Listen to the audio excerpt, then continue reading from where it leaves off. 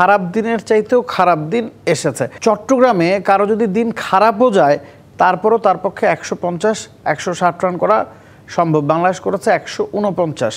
Wicket নিশ্চিতভাবেই মিরপুরের wicket হচ্ছে চট্টগ্রামের উইকেটটা বেটার ছিল, তবে পুরোপুরি স্পোর্টিং ফ্রেন্ডলি উইকেট ছিল তাও কিন্তু আপনি বলতে পারবেন না। স্পিনাররা যথেষ্ট টার্ন পেয়েছে, পেসাররা শুরুতে মুভমেন্ট পেয়েছে। মনে হচ্ছিল যে এই ধরনের উইকেটে চেস করাটা ইজিয়ার। এই ধরনের উইকেটে যখন ডিউর প্রভাবটা পড়বে তখন 160-65 রান খুব সহজেই আপনি তারা করতে পারবেন। এর আগের দিন প্রেস কনফারেন্সে লিটন দাস কিন্তু বলেছেন যে চট্টগ্রামে কারো যদি দিন খারাপও যায় তারপরও তার পক্ষে 150 160 রান করা সম্ভব। বাংলাদেশ করেছে 149। 16 রানে বাংলাদেশ ম্যাচটা হেরেছে। মানে খারাপ দিনের চাইতেও খারাপ দিন এসেছে।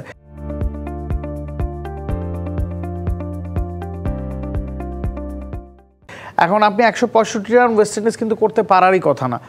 শেষ 3টা ওভার যদি আপনি দেখেন, শেষ 3 ওভারে 18তম ওভার রান আসছে 15, 19তম ওভার রান আসছে 22, শেষ ওভার রান আসছে 14।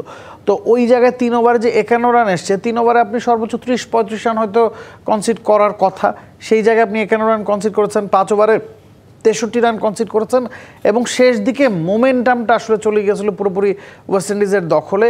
ওই মোমেন্টামটা তারা বোলিংয়ের সময় খুব ভালো মতো কাজে লাগিয়েছে। রানটা যদি 150 হতো তখন কিন্তু বাংলাদেশ এগিয়ে থেকে ফার্স্ট ইনিংস শেষ করতো। বাংলাদেশি ব্যাটসম্যানদের মধ্যে ওই আত্মবিশ্বাসটা কাজ করতো।